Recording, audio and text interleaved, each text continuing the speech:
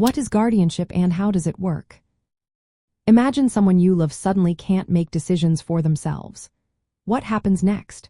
That's where guardianship comes into play. Guardianship is a legal process where a court appoints someone to make decisions for an adult who can't do so on their own. This usually happens if the person has conditions like dementia, severe mental illness, or intellectual disabilities that affect their ability to care for themselves or manage their finances. The court looks for clear evidence that the person cannot handle their health, safety, or money independently. Guardianship is considered a last resort because it takes away some of the adult's rights. The court can assign a guardian to handle personal decisions like health care, where they live, and social activities.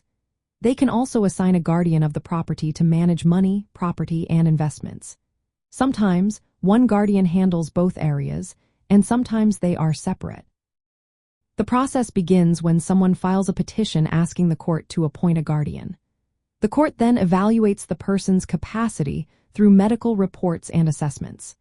If the court finds the person unable to care for themselves, it will appoint a guardian. The person who needs help has the right to be represented by a lawyer and can contest the guardianship if they believe it is unnecessary. Once a guardian is appointed, they must act in the best interest of the person they are caring for.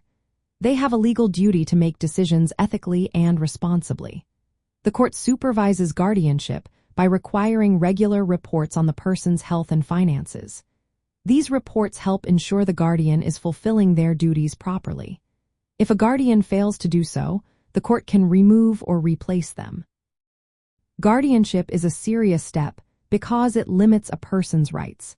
That's why many elder law professionals recommend alternatives like supported decision-making.